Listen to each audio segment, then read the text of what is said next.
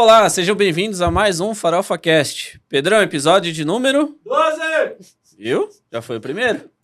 Agora estamos no 12. É. Tá acontecendo. Já tava mais longe. Eu sou o Thiago Crisóstomo, ao meu lado. Georgina Matos, oi pessoal. Tudo bem? Tudo bem. Nós de novo por aqui? Nós de novo, já teve, como é que é? Já comemos pão de queijo, já tomamos um Meu drink. Deus. Agora vamos pro hambúrguer. Faltou hambúrguer. Estamos na melhor né? parte, então. Vai chegar no hambúrguer. Antes de mais nada, posso apresentar nossos parceiros Claro, deve. de Fazer o Farofa. Como vocês sabem, o Farofa é um movimento, a gente tem o fórum, a gente tem o Farofa Cast, a gente tem outros projetos para acontecer. Tudo que a gente deseja é unir mais o pessoal da gastronomia da nossa região, a gente quer tirar essas lideranças do anonimato, tem muita liderança boa de gastronomia na nossa região, como essa que está aqui na frente da gente, eu já vou apresentar. E para isso, a gente precisa de parcerias que também entendam esse movimento e nos impulsionem juntos, como é o caso da Cata Company, que é uma empresa de tecnologias para o varejo, que funciona, por exemplo, com autoatendimento e o self-checkout de mercado. A gente tem a Voa Delivery, que literalmente faz a sua comida voar até o cliente através da sua tecnologia. Nós temos as meninas da MO, que nada tem de meninas, são advogadas fortíssimas. A Luana, a Camila e a Rafa cuidam da assessoria jurídica de empresas. E olha só, por coincidência, muitas delas da área da gastronomia. Então, elas entendem muito bem da realidade desse negócio. E, por fim, e não menos importante, porque é a casa que estamos hoje, a Zume Produções, que faz as produções de vídeo do Farofa, tanto do evento do Fórum quanto aqui do Farofa Cast. Versão... Né? Então, hoje não nos sobra, mas ficamos com o prato para arrematar o nosso cardápio de hoje, né, Thiago, na verdade. Eu estava muito curiosa, eu já tinha falado com o Itamar lá na época do fórum sobre esse case, porque já acompanho faz algum tempo, eu falei para eles que eu tenho o pecado de ainda não ter experimentado de fato, mas já... funciona bem como um bom case de marketing. É por isso que eu estou muito empolgada. Vamos conversar sobre marketing. Somam 2 lojas, são 9 anos de história, 4 sócios, que agora são 2. Eu convido a conversar, eu, Thiago, com o Coy e com a Thalissa, hoje, da Usina do Hambúrguer. Sejam muito bem-vindos. Valeu, obrigado. Pronto, agora todas as cerimônias já acabaram, então pronto, estamos de boa para bater um papo e conhecer um pouco mais da cozinha para dentro, talvez, né, do negócio, porque a gente conhece pelo que aparece nas mídias e pelo que o povo fala, né, e a primeira pergunta oficial de todas que não pode faltar. Essa não pode faltar, né? Não, é só para me tirar a dignidade, mas vai. Qual que é a receita de farofa preferida de vocês? O Cuca Burger. Cuca Burger? Boa! Ele vem com a farofinha da Cuca ali, cara, deixa todo mundo genial. louco.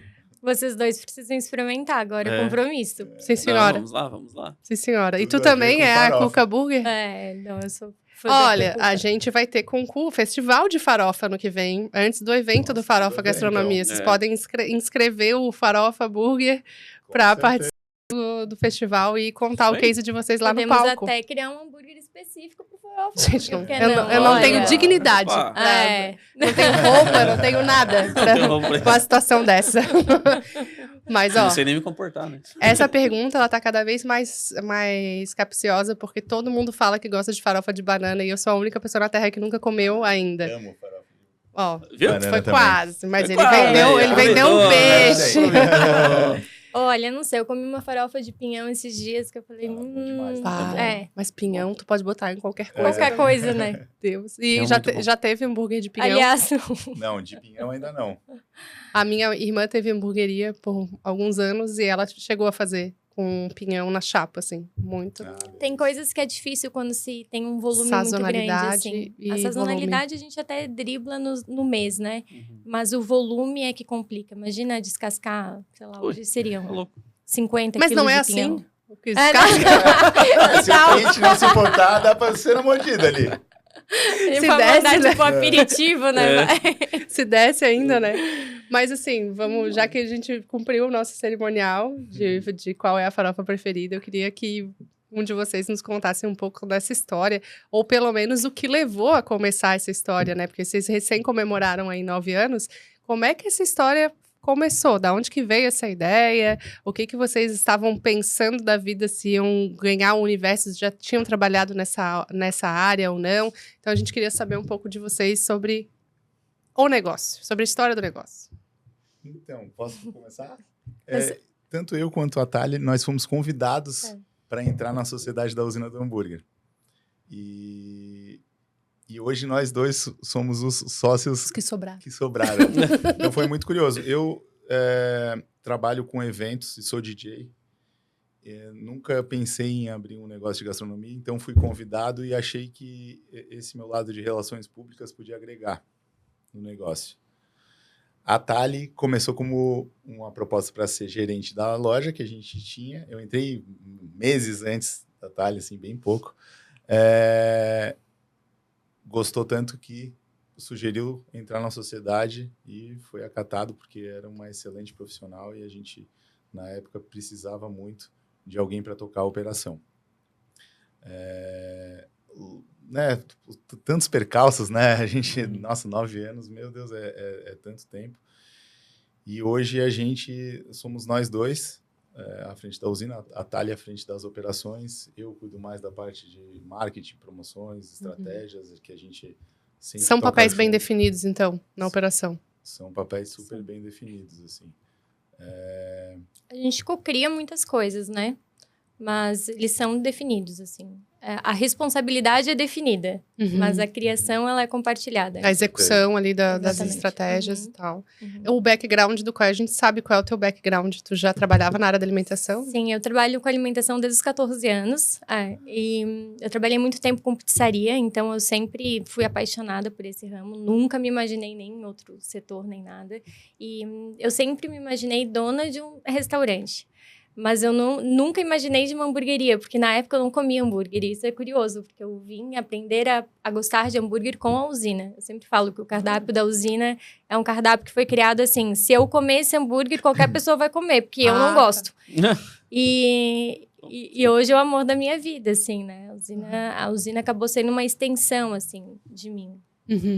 E imagino que, naturalmente, 9 anos, agora uma operação mais novinha...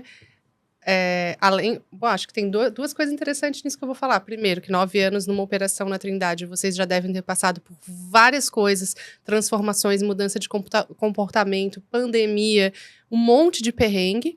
E agora vocês meio que também vão ter que descobrir tudo novo de novo numa nova unidade, porque apesar de já ter a marca e de a marca estar ali presente, é outra comunidade, é outro perfil de pessoal que está por ali e tal, né? Qual é o desafio, assim, de tu já ter uma marca sólida, uma operação que já funciona e que, pelo que a gente estava falando ali em off, ela já está sendo quase autossustentável no sentido de ela já se vende um pouco, não precisa fazer aquele esforço de se puxar, apesar de que está no DNA de vocês.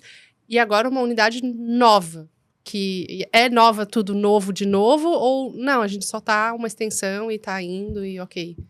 Cara, é muito novo, assim, porque a gente entrou na Hercílio Luz, no Centrão, Baixo Centro, e que tem uma vida noturna muito forte.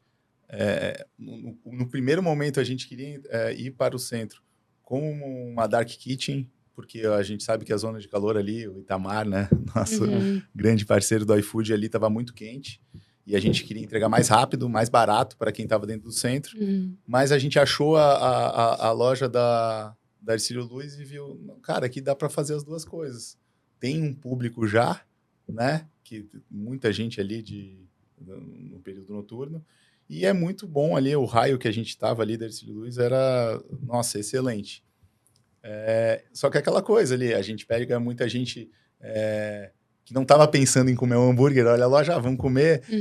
É diferente da usina da Trindade, que a galera vai até a loja para jantar. Ali a gente pega muita gente no fluxo ali, passando, indo para balada, voltando, indo para um bar, querendo tomar cerveja.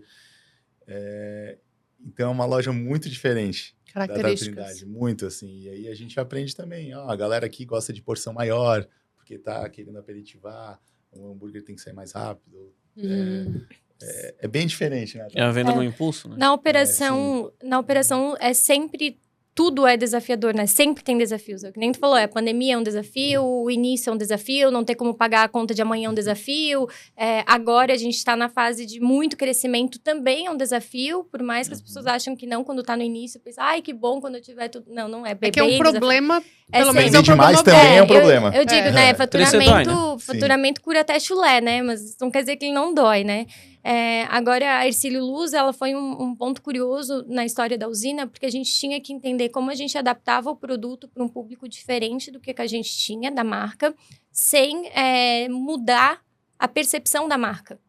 Então, a gente tem, por exemplo, um atendimento que a gente prima muito na Trindade, como que a gente mantém esse nível de atendimento num fluxo que não tá nem aí, se está comprando na usina, se está comprando em outro lugar, que tá... Que a marca não importa tanto. Exatamente, assim, o conforto das cadeiras já não é o mesmo da Trindade, então, assim, o atendimento ele precisa ser mais rápido, ele precisa ser mais ágil, então, assim, a forma que a pessoa faz pedido é diferente, então, assim, a gente teve um período ali que foi um período sofrido de adaptação, eu digo assim, sabe? Porque... As respostas tinham que ser outras. O meu receio era o cliente que é da usina é um cliente da usina, né? Então, assim, eventualmente ele também estaria ali. E eu tenho que cuidar para que a minha marca é uma marca, né? Então, como é que eu mantenho a minha essência, como é que eu mantenho o meu produto e a minha entrega, mas adaptado para o público diferente, até principalmente para que o público se sinta confortável com a marca. Esse é o grande X da questão, né? Então... eu acho que esse foi o grande desafio da Hercílio Luz. Eu acho que foi esse, assim. Agora, eu acho que lá é mais comoditizado, no fim das contas? Porque como o pessoal não tá indo porque da usina acaba, tipo, hambúrguer é hambúrguer... Hoje não mais. Mas no início, eu acho que sim. No início, as pessoas não conheciam a usina ali, né? Então, agora as pessoas já associam a qualidade do hambúrguer. Mas eu lembro que, assim, a gente teve, para vocês terem uma noção, a gente abriu a loja em novembro. E a gente passou remando ali até o carnaval. No carnaval, o Hercílio Luz fecha pro carnaval. E a gente teve que montar uma operação de carnaval. Então, a gente tinha 2 hambúrgueres só, que era o Smash e o vegetariano. Graças a Deus, né? Salvou a nossa loja nesse operação carnaval. De guerra, assim, né? Operação de guerra. Montagem. E aí eu tava, exato. sempre que é operação de guerra, eu tô na frente junto com a equipe, né? E aí eu lembro que o que eu mais ouvi era, nossa, que hambúrguer bom, eu achei que era tipo esses industrializados, assim. Tipo sabe? de fast food, como a gente falaria. Tipo fast food. E aí, depois disso, começou a virar. Porque daí, esse público que ia pro Carnaval da Hercílio é também o público da Hercílio. Então, começou a gostar do nosso produto. E aí, de fato, associar a usina não só como uma alternativa para bar, mas também para alimentação. Então, ali foi uma primeira virada de chave. Aí, depois foram várias outras, que foi uma adaptação de produto, adaptação de tamanho de produto. E aí, agora tá bom. Agora tá bom. Agora Até vira o próximo agora tá tão bom que a gente já quer outro problema agora. Já estamos pensando numa terceira loja. Opa, que legal. Sim. Que legal. E parece assim, né? A gente estava no fórum esse ano, em abril, o Alisson falou assim, você acha que vai abrir uma loja e logo depois você vai abrir outra? Disso, né? Você tá muito enganado, né? Demora. Mas, assim, da primeira para a segunda foi, sei lá, 7 anos. Não, a gente já teve uma... A gente já teve uma que não foi. Que não decolou. Que não deu muito certo, vulgo errado, Não deu muito certo, na verdade, não deu certo. Que é uma questão de ponto de vista, né? Tá. Às vezes tu percebe os erros, daí, quem sabe essa loja do centro agora que tá dando certo, não daria tão certo se a gente não tivesse aprendido lá. Exato, então é uma questão de ponto de vista. É porque ter uma loja é muito diferente de ter 2. E eu imagino que seja muito diferente de ter 3. Então, assim, a gente ter padrão com uma loja, pra mim, é o mínimo do mínimo do mínimo que o negócio tem que ter. Agora, quando tu abre a segunda, existem milhares de fatores. E o que as pessoas não se atentam é que todos aqueles probleminhas, as pedrinhas de sapato que vão ficando no sapato, que a gente vai deixando pra lá, quando tem 2 lojas, elas viram pedra e te deixam de pé descalço. Então, assim, a segunda loja, ela realça todos os problemas que a primeira tem. Só que tu não tá em tempo... Tu não é 2, né? Tu não consegue estar nas 2. Então, assim, alguma vai dar errado. Então, assim, quando a gente fechou essa primeira loja... Eu lembro que eu falei assim, nossa, eu não tô pronta para abrir uma outra loja, não tô. E aí a gente voltou para dentro, arrumou a estrutura, e aí quando a gente foi para Hercílio Luz, a gente já estava pronto como estrutura. E ainda assim a gente teve vários problemas. Então assim, hoje agora é uma fase que a gente tá, que a gente tem conversado muito, porque a gente tem o desejo de abrir uma terceira loja, né? Mas a gente fala, eu quero muito, muito, muito arrumar todas as pedrinhas do meu sapato agora, arrumar como estrutura, para poder abrir uma terceira loja. Porque o que a gente vê muito no ramo de alimentação são marcas que vêm com investimento grande e assim, investimento para quem tem anos no mercado é coisa mais fácil, porque crédito no banco a gente tem de sobra, né? Abre milhões de lojas e depois de 2 anos fecha tudo. Esse negócio de escalar. no mercado de alimentação, eu acho Ai, muito cresceu perigoso. muito rápido, uau, Não, né? a gente vai chegar com 5 lojas, com 10 lojas. Cara, A gente tem que ter clareza entre expansão e escala, né? Porque pro status é bom, pro poder é bom, pra forma que as Expandir pessoas te veem é fácil, bom, porque agora é o manter, custo né? acompanha junto, né? Agora você Total. escalar E aí, tu você tava crescer com o falando mesmo custo. dessas pedrinhas no sapato, assim, né? Me dá exemplo, assim, de pedrinha no sapato. Porque a gente fala muito aqui, sempre vem pessoas. Pessoas contratar, Sim. treinar, Mão manter, de obra, informar mão processo. de obra. Falamos hoje sobre ficha técnica, que é a necessidade de manter padrão. Então, assim, o que tá doendo no sapato? Não precisa ser que tá doendo, mas já doeu. Então, quais são os desafios, assim? Eu acho que a maior dor, assim, depois o Coy pode contar dele, assim, mas que eu sinto é que a usina é o maior negócio que eu já trabalhei de alimentação. Então, assim, o fato de eu nunca ter trabalhado num negócio grande como o meu, me faz, às vezes, errar muito no crescimento. Então, assim, o faturamento que a gente tem hoje, eu nunca tive em lugar nenhum que eu passei. Eu não sei o que fazer com o faturamento que eu tenho hoje, assim. Eu não sei se é melhor a gente investir em equipamento, ou se é melhor a gente investir em estrutura, ou se é melhor investir numa loja nova. Eu não sei, eu não tive esse lugar. Então, acho que para mim, o maior desafio é esse, assim, é entender como é que eu cresço a usina de uma forma sólida. Então, assim, uma estratégia que eu tenho adotado aí, muito em feiras internacionais, entender de equipamento, entender outros restaurantes, entender processo fora daqui. E aí, nessas feiras, eu acabo conectando com muitos donos de hamburguerias, que são hamburguerias maiores que a minha. E que, por não estarem no cenário que eu tô, compartilham muito e encurtam o meu caminho. Então, esse, para mim, é o maior desafio. Porque, assim, equipe, eu acho que está intrínseco, que é um desafio. Porque ninguém tem o sonho que tu tem, né? Eu acho que esse é um primeiro ponto. Eu acho que aqui a gente está em Floripa, em Santa Catarina, essa questão do emprego pleno, assim, né? Fica difícil de achar mão de obra, assim, sabe? A gente já remunera melhor, né? Para manter os funcionários, mas... Cara, é um desafio. Daí a gente, vamos para a terceira loja. Cara, mas tá faltando gente nas duas. Como é que a gente vai... Sabe, Não tá formado para levar alguém para lá. Nosso maior impasse hoje do empreendedor, do ramo alimentício, é esse, assim, sabe? A gente escuta a gente que está em São Paulo e tal, que fala, nossa, é muito mais fácil, assim, né? Conseguir essa mão de obra. Então, acho que eu acredito que seja o maior impasse hoje, né? Vocês devem escutar isso também. É por isso que eu comecei falando sobre isso, sobre a questão da mão mão de obra. Eu acho que esse é a largada nesse, assim, sabe? Porque se tu tem gente boa trabalhando junto contigo e tu já criou essa demanda para o teu produto, que é uma coisa que talvez caia um pouco mais pro meu lado, porque é a parte de promoção e parcerias, estratégia, fica mais fácil, mas hoje tá difícil de achar gente para cozinha. Que queira ficar, trabalhar à noite, sábado, né? Exato. A nossa loja do centro é uma loja que envolve gente que já tá bebendo e tal, então às vezes o cara, não, eu quero ser atendente da Trindade, não quero ir no centro porque são esses desafios, assim, sabe? Eu vejo que a gente até falou disso no episódio do Celso, né? Que ele tem uma padaria que a garotada mais jovem talvez esteja fazendo a escolha de começar por outras áreas de atuação que não pela gastronomia. Boa ou ruim, não importa, né? Mas eu digo as escolhas de trabalho, de cargo, né? E a gente sabe que a área da alimentação ela é meio transitória, né? O cara vai cumprir um ciclo contigo, muito provavelmente ele vai sair, né? Total. Mas eu acho que o problema maior é que as pessoas, em geral, não valorizam a gastronomia como deveria ser valorizado, sabe? A gente tem hoje, graças a Deus, clientes excelentes, mas eu acho que até por causa da nossa conduta de marca, tá? Mas, assim, é muito comum tu entrar num restaurante, as pessoas mal cumprimentarem os garçons, tratarem os garçons com como se fosse uma inferioridade no servir, não elogiar a cozinha, né? As pessoas estão ali com calor, cansados, pressão, e assim, quando vai elogia o gerente, o dono, a marca, mas não elogia o cara que está na cozinha. Então, assim, eu acho que isso vem também de um senso cultural nosso, de que a gastronomia é como se fosse um subemprego. E que não faz mais que obrigação. Porque assim, pra mim, eu venho do interior, né? E pra mim, a alimentação sempre foi um ato de amor. Então, assim, eu amo a alimentação, sempre gostei de alimentação. Quando eu me mudei pra Floripa, eu fazia faculdade na ESAG de administração. E na minha cabeça, eu nunca entendi a gastronomia como algo inferior. Mas dentro da minha cabeça, que não tinha convivido com isso, vivido com isso, que é uma coisa completamente diferente do que eu sinto da minha equipe. Então, assim, isso dificulta a pessoa pensar numa carreira dentro de uma empresa, assim. E até valorizar a própria atividade que ela tá fazendo, né? O que eu tô fazendo aqui... Exatamente. Tô na chapa, ou tô atendendo, tô só aqui, né? Montando. Ao invés dela de... Cara, eu sirvo pessoas, é comida, tem uma baita responsabilidade no que eu tô fazendo, né?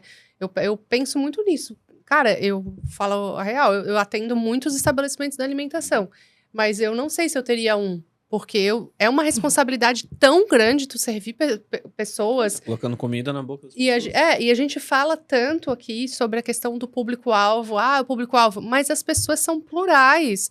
Então, não vais agradar todo mundo. E ainda assim, tu vai ter algum problema. Então, tu tem que ter uma casca muito grossa para lidar com a alimentação, né?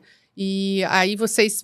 Por isso que eu falei, cara, corajoso sair de uma loja que está solidificada para abrir em outro mercado. Traz a mesma marca, mas é outro mercado, é outro padrão de consumo, né, que tá rolando ali, né? Até fiquei pensando assim, se vocês entendem que a comunidade também consome, esse é só o pessoal que vai curtir à noite. Porque tem bastante morador ali, né? Sim. Minha sogra mora ali. Não, Ercílio Luz, sim, claro, com certeza. Tem muito apartamento ali, né? Uhum, o paredão, eles chamam, paredão, isso. A minha avó também mora ali. Vai ver se conhece, enfim, depois vamos conversar. Sim, a gente atende a comunidade, com certeza. Principalmente também daí com delivery, né? Porque a gente sabe que os maiores pedidos vêm do primeiro e do segundo quilômetro, né? Uhum. Então, a gente entende isso ali, assim, mas com certeza foi um desafio, assim, porque a gente não tinha essa ideia de como o cliente ia ser diferente. Porque a gente tá falando numa mesma cidade, né? Num raio de Não. 10 quilômetros. Sim. Eu não tô falando de uma cidade diferente. Floripa A idade ali É. para nossa loja é 5 Tanto que quilômetros. nessa possibilidade de abrir uma terceira loja, a gente teve uma estratégia que era expandir o delivery do centro para o continente, porque é onde a gente pretende abrir a terceira loja, para entender se tem ou não tem a demanda e como que funciona essa demanda. E eu me surpreendi muito pelo aumento no fluxo do centro, assim. Então, assim, com certeza o continente tem. Mas o centro a gente não fazia isso, porque a gente já tinha meio que uma entrega de chave que era a mesma coisa, assim, sabe? Não, e a gente sabe já que o cliente... Isso aí daí também pela rede de relacionamentos, né? Pô, sou muito amigo do Alemão, da Foneria, e do Nicolas, do Nipô, e a gente entende daí que, assim, ir para o continente já é outro cliente, assim. Outro desafio. Sabe? A gente vê, assim, às vezes a gente sai na terça-feira...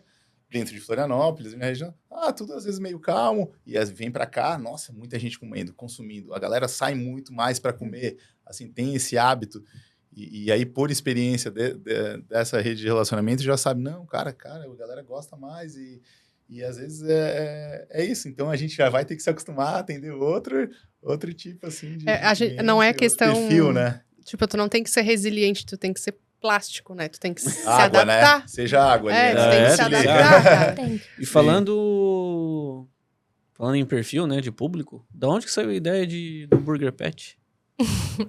Eu tenho um cachorro bem A guaipeca. Thalia é mãe de pet. Mãe de pet. E bem. caramelo?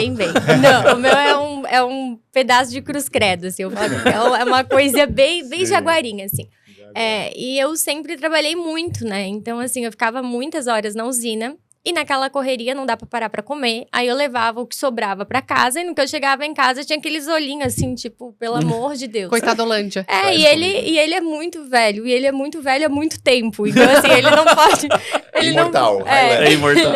Ele Tá não com pode 38 comer anos, sal, sabe? Aí eu falei, bem que podia ter um hambúrguer pra cachorro. Eu fiquei pensando, não é que é uma boa ideia? Daí eu comecei a procurar referência de quem tinha produto pet. Achei uma hamburgueria nos Estados Unidos que tinha uns biscoitinhos. Falei, cara, dá pra fazer um hambúrguer. Daí a gente entrou em contato com nutricionistas veterinárias, foi testando, e daí virou hambúrguer pet. A princípio era pro meu cachorrinho.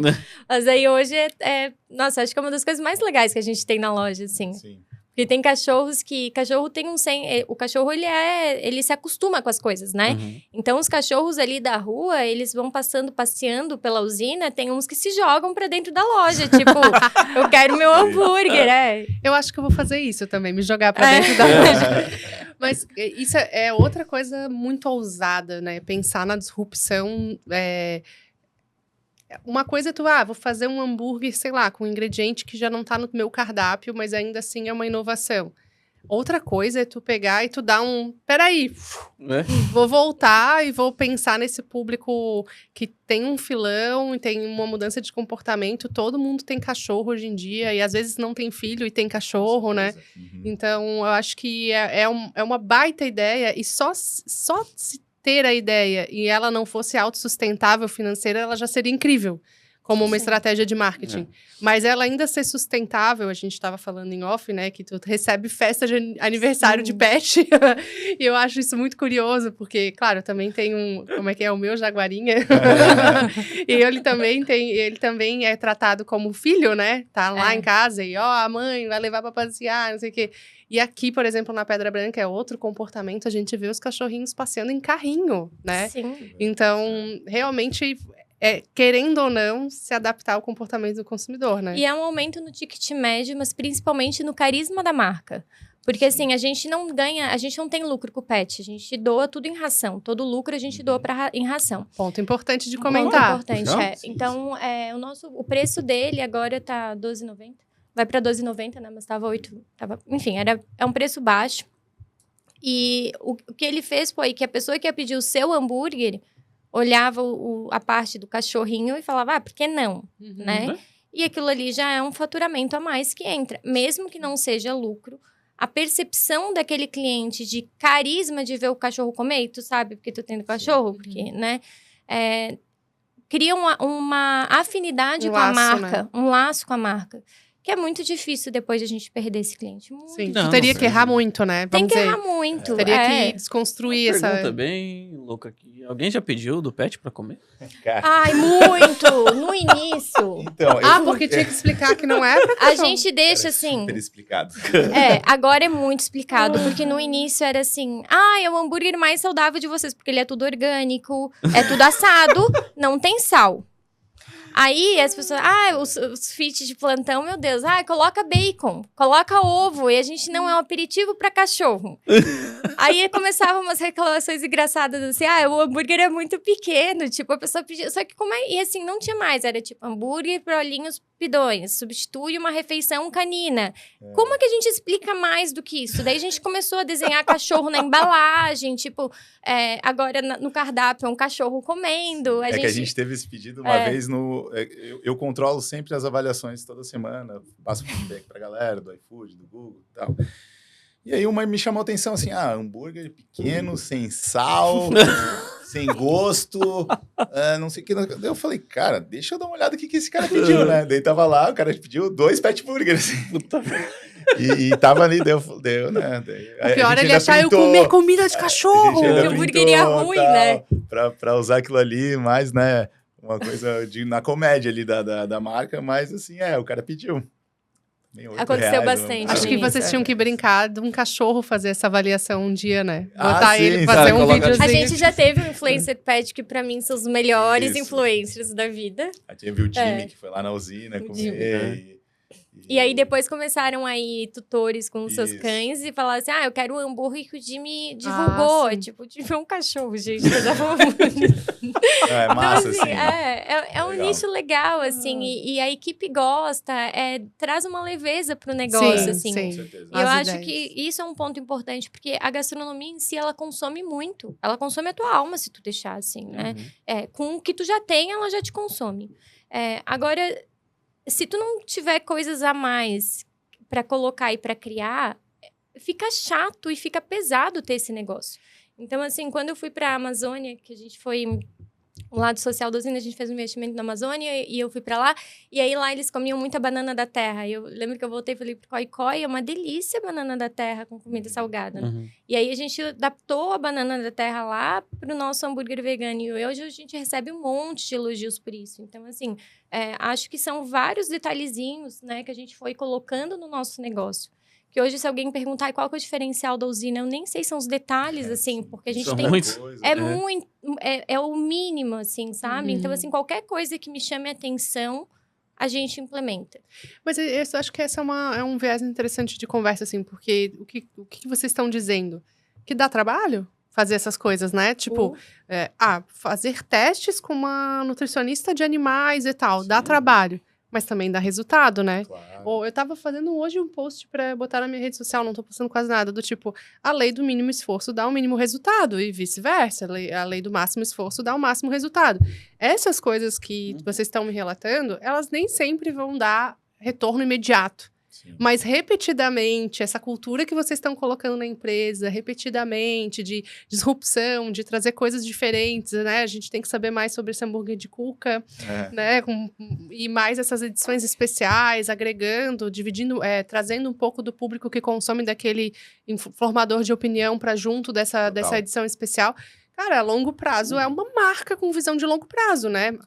Ah, foi repetitivo o que eu falei, mas é isso. Não, eu acho legal na gastronomia, que era uma coisa que eu não tinha experiência, isso que tu falou do testar, assim, sabe? E aí a gente teve essa ideia do hambúrguer do mês, que vale muito para testar, sabe? Às vezes, estamos com um amigo que tem restaurante japonês. Não, então testa esse molho agridoce, testa um hambúrguer de salmão, testa um hambúrguer de frango, testa um pão de banana. Cara, isso é muito legal na gastronomia, porque esse lance do testar, assim. E às vezes tu pega rápido que deu certo, assim, sabe? Esse de cuca foi isso, assim. A gente queria essa polêmica, sabe? Um hambúrguer de pão de cuca. Ele assim, né? Eu que fico mais nas redes sociais ali, compartilhamento, tempo de vídeo, essas coisas.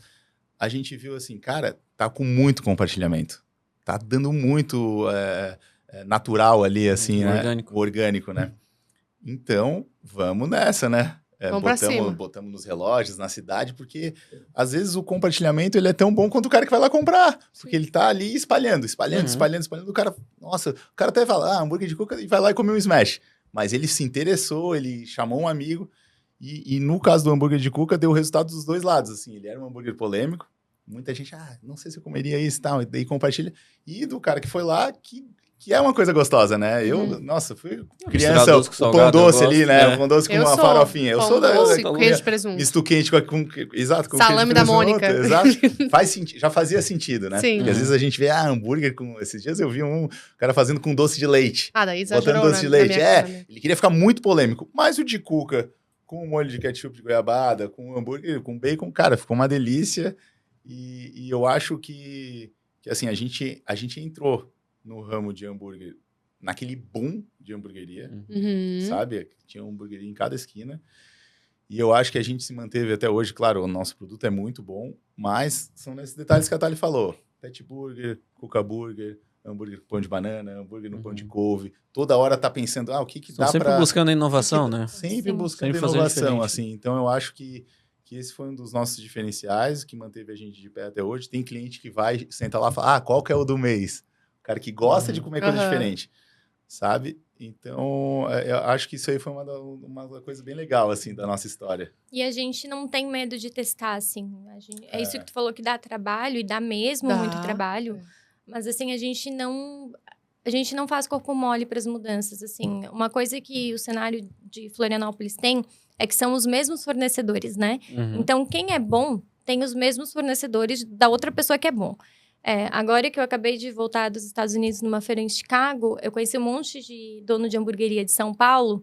E aí eu comecei, e o fornecedor tal, e o fornecedor tal. Então, assim, a gente começou a mudar alguns produtos. Ampliar um pouco leve. Para fornecedor de São Paulo. Porque, assim, dá uma percepção de diferença num produto que só a gente vai ter. Então, assim, a gente está com fornecedores hoje que só entregam para a usina. Então, é sensível a diferença. É sensível, mas é estratégico. E essa diferença do cuca, o pão de banana, o pão de couve, para mim é um ponto super importante, porque sai da mesmice do hambúrguer smash. Por mais que seja o carro-chefe, por mais que seja o que mais vende, mas coloca a gente numa categoria de... Eles cuidam o que fazem. Eles têm primor pelos detalhes sabe? Do cardápio, da mudança. Sai do commodity, né? Porque, uma coxinha é uma coxinha, um hambúrguer é um hambúrguer, um cafezinho é um cafezinho, mas aí quando já vem com um outro detalhe, né? Eu acho que essa questão do cuca, ele foi a polêmica na dose certa, né? Porque Total. Precisa não ter hater, mas precisa ter alguém dizendo, não, eu acho que não. Para o outro dizer, eu acho que sim. Tem que ter um engajamento, tem que ter uma confusãozinha. Né? E a gente tá vendo muito o universo da cosmetologia fazer muito isso, né? A base da fulana que foi lançada, não sei o quê.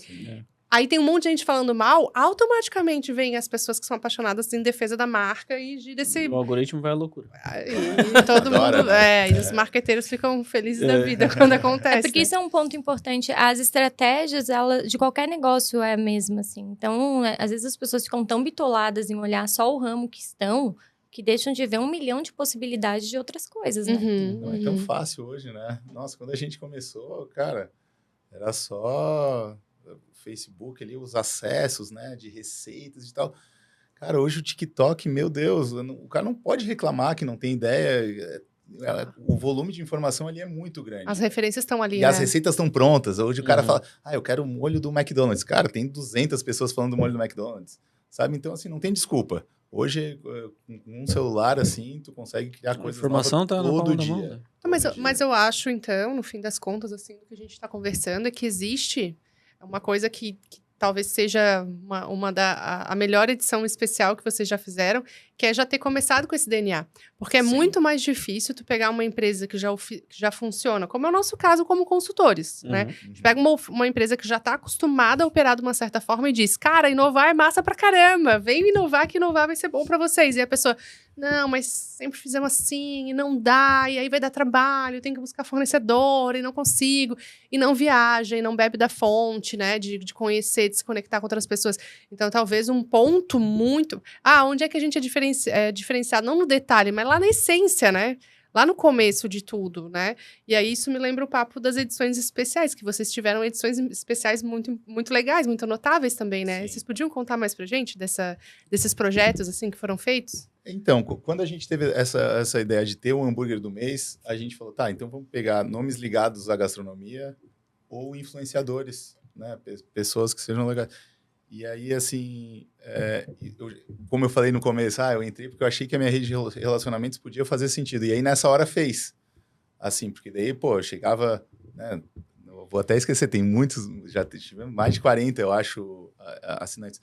Mas eu chegava na pessoa, vamos fazer, tem a causa social, o cara que assina o hambúrguer do mês, ele escolhe a ONG que vai destinar R$1 de cada hambúrguer vendido, que isso é uma coisa muito legal de a gente falar aqui, do nosso impacto social. Então, já cria um carisma. Então, às vezes, aquele influenciador que está acostumado a cobrar pela parceria, já fala, mas daí eu vou escolher a ONG, vou ajudar, vou entrar vou fazer uma receita de hambúrguer que não tem nada a ver com o meu contexto aqui de influenciador, então vai ser um assunto legal. E aí a gente começou. Cara, um hambúrguer diferente, um hambúrguer que tem a ver com o restaurante da pessoa, o hambúrguer é o sabor da pizza que mais vende, sabe?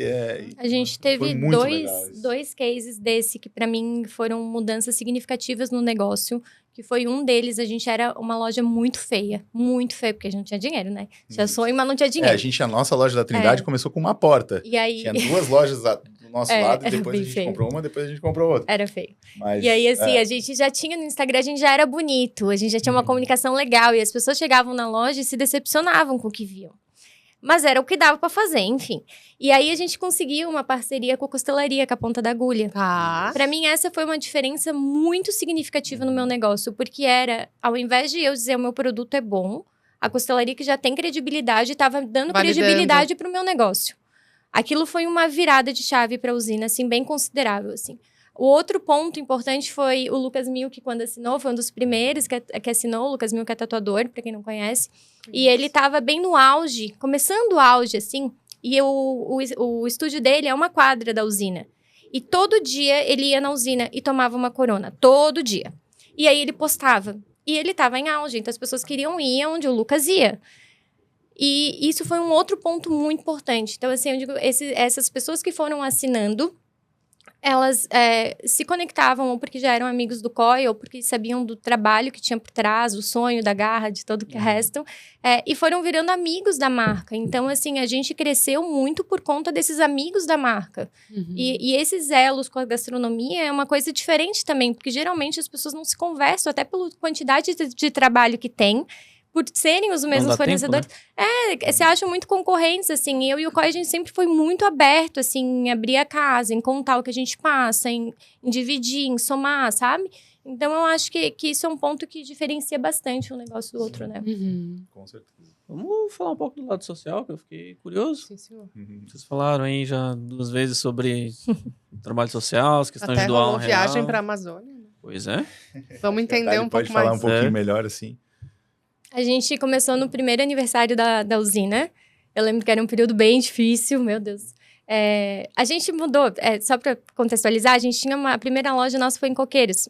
E aí a gente foi para a loja da Trindade, a gente só foi para a loja da Trindade porque a gente tinha dinheiro para falir. Então a gente foi para acumular dinheiro para ver se pelo menos conseguia, né, fechar decentemente.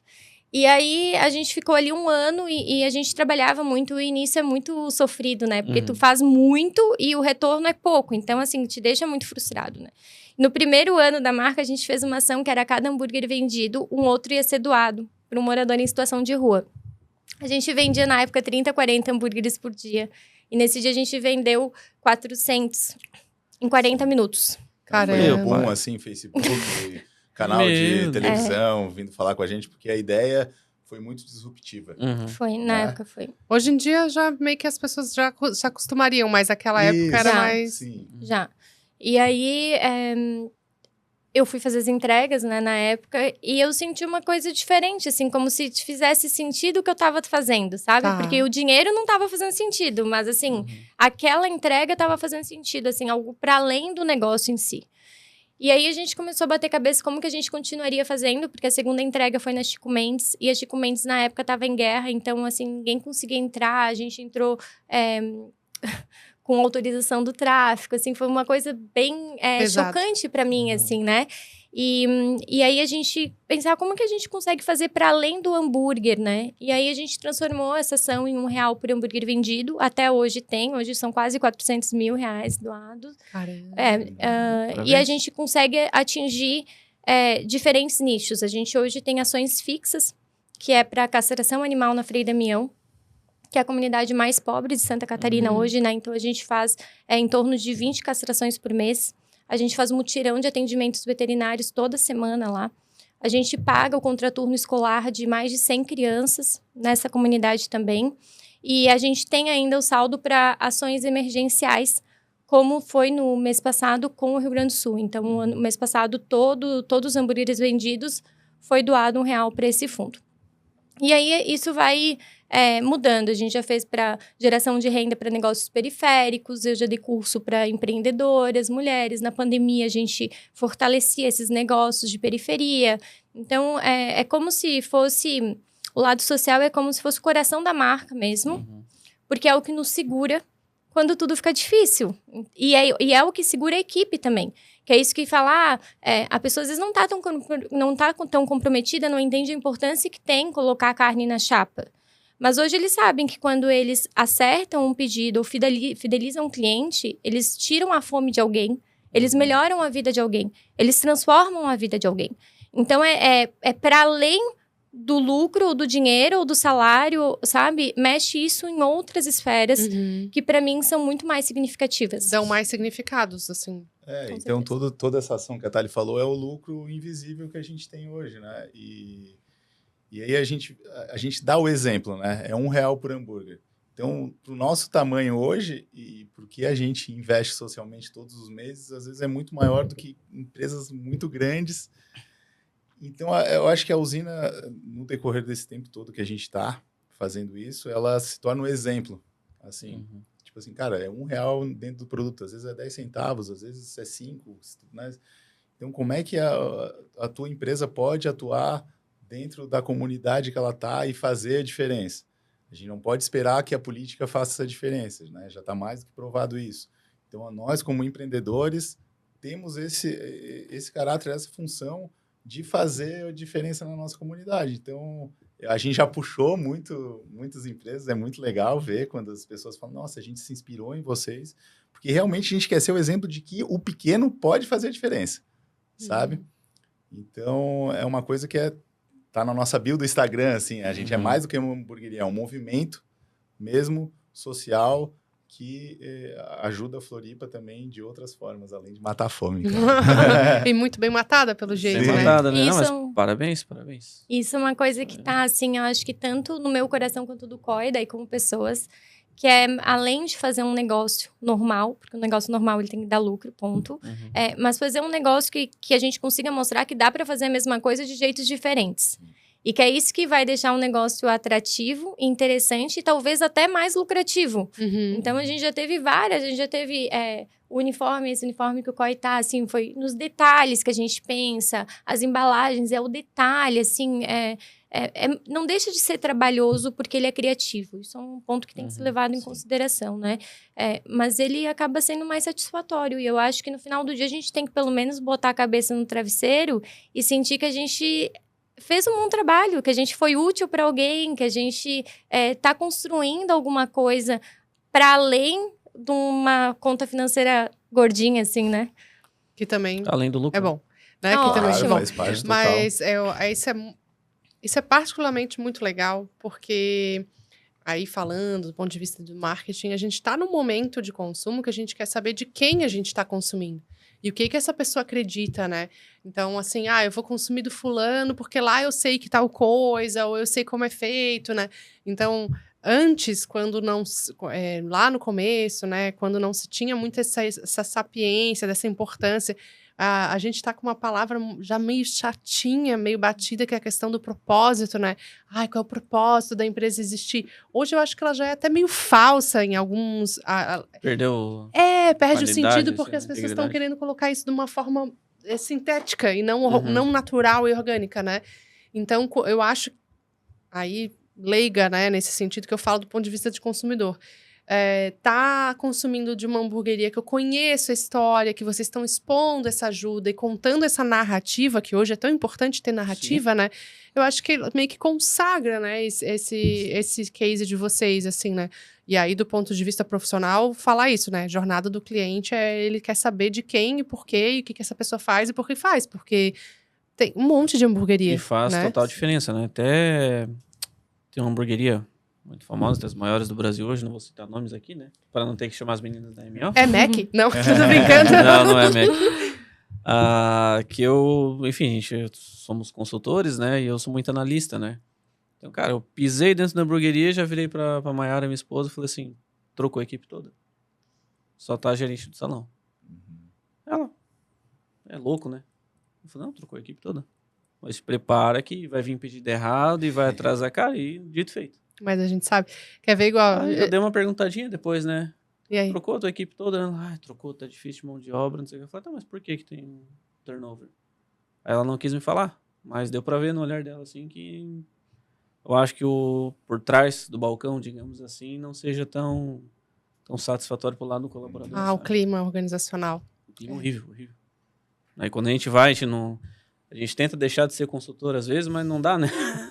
É que eu digo assim, um restaurante, ele tem muitas camadas. A pessoa que vai como cliente, ela não tem dimensão do tanto de coisa que acontece por trás. E esse mesmo negócio, por exemplo, a gente tem 9 anos, a gente já passou por muitas etapas. A gente já teve uma etapa que a gente trocou todo mundo muitas vezes durante um ano, que foi uma época que eu falei assim, eu não vou tolerar mais ninguém mediano, agora ou a pessoa é extraordinária ou ela não fica. E aí eu fui trocando, eu fui colocando processo, porque para crescer precisa ter processo. No início era um sonho, né? Era uma família. Minha família, que era minha equipe, era minha família. Tem defeitos, mas é minha família. O início, somos todos início, uma família. durante os 3 primeiros anos, os funcionários da usina me chamavam de mamãe. Era nesse nível. Então, imagina quando eu falei assim, cara, a gente precisa botar processo. Eu preciso de disciplina, eu preciso controlar tempo, eu preciso melhorar isso aqui. As pessoas simplesmente não aceitaram. Então, assim, foi uma época que a gente teve que aceitar ficar pior para poder ficar melhor. Então, a gente nunca sabe exatamente o momento que o negócio tá. O que eu sinto é que essa questão de propósito, e aí é uma coisa que me vem muito relacionada ao quanto a pessoa está disposta a se expor. Porque ela precisa se transpor no negócio. E isso tem um lado positivo, que é tu se vê nos detalhes daquilo que tá ali, mas também tem um lado negativo, que cada reclamação que eu ganho da usina é como se me desse um soco no estômago, porque é direto. É pessoal. É pessoal o negócio. Mas deixa de ser sintético quando a gente se atenta, e eu acho que a mulher faz mais isso, mulher que tá em posição de liderança acho que faz mais, ao que dá aquele tututu no coração, sabe? Eu, quando vejo qualquer coisa, em qualquer lugar que eu falo, uau, me chamou a atenção, é o que eu vou olhar e vou falar, vou adaptar para a usina. Como, eu não sei, mas vou adaptar para a usina. Então, eu acho que é importante entender que o negócio tem fases, mas é importante botar a verdade no negócio. Mas é importante também entender que o negócio vai precisar de um crescimento que não é só profissional, porque antes dele ser profissional vai ter que ser pessoal. Se o negócio não tá vendendo muito, é porque talvez eu não esteja me expondo muito. Isso combina com o que tu falou, que meu entrave hoje é que a minha capacidade de gestão, ela tá no máximo junto com um parelho com o meu negócio, né? Então ela combina com isso. Para teu negócio crescer, tu vai ter que... Tu, como gestor, tu vai ter que dar um... E é dolorido, né? Porque ao mesmo tempo que as pessoas olham e hoje, né, já colocam a gente como uma das principais hamburguerias de Florianópolis, e as pessoas então me olham e pensam assim, é uma empresária que deu certo, quem acompanhou minha trajetória de gerente para dona, acompanhou esse processo todo, tem um status, ainda mais em Floripa, né? Mas tem que colocar a coisa na humildade e falar assim, cara, eu não sei. A usina tá desse tamanho porque eu tô desse tamanho, eu preciso crescer. Então, assim, não importa os elogios que vêm pra mim, é só uma questão de vaidade, assim. Pra mim é sempre o lado que eu ainda não sei, que eu ainda preciso desenvolver. E geralmente eles estão atrelados ao lado pessoal. Geralmente. E o elogio e a crítica, eles têm o mesmo efeito. Né? Tem. A gente tem que cuidar, porque às vezes é nos paralisar, né? Os dois. Mas acho que aqui não tá paralisando, não. Acho que aí tá voando do lado da usina, né? E como eu falo, piscou, tá passando o tempo. Vocês não acharam que passou rápido? Já, Pedrão? Já tá na hora. Já passou. Já passou? Esse foi o recorde. Esse foi o recorde. Porque falar não é nos problemas. Mas começamos ainda. Mas eu acho que é porque também é a primeira vez que nós temos 4 pessoas na mesa, né? Então são legal. 4 opiniões, né? Boa. Não só pra eles, mas pra gente. Exato. Então, assim, primeiro eu vou falar as palavras para a gente se encaminhar para o fim.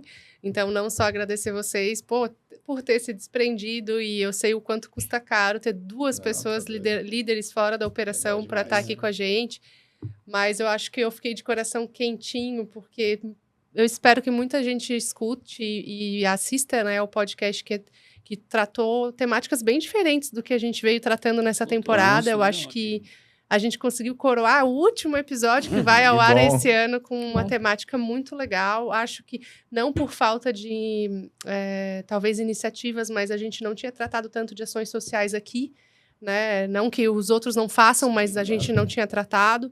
E da importância de colocar esse significado e esse apego aos detalhes. Os detalhes são o mais importante. Eu tô contigo, Thalia, até o fim.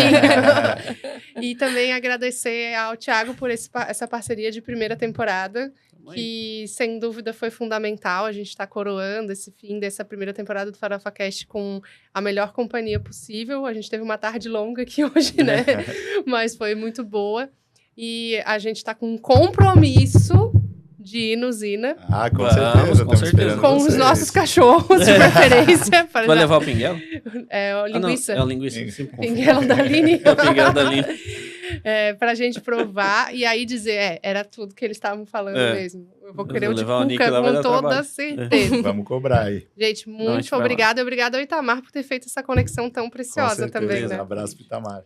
Thalissa Coy, muito obrigado pela presença, né? Queria mais uma vez parabenizá-los, né? Pela trajetória de vocês e muito mais também pela ação social que vocês fazem, que eu entendo que isso é o que coroa, que dá retorno para vocês. Com certeza. O Né? trabalho Então, devolve, como diz o Thiago. trabalho devolve. Obrigadão pelo convite aí, foi prazer aí, esse bate-papo.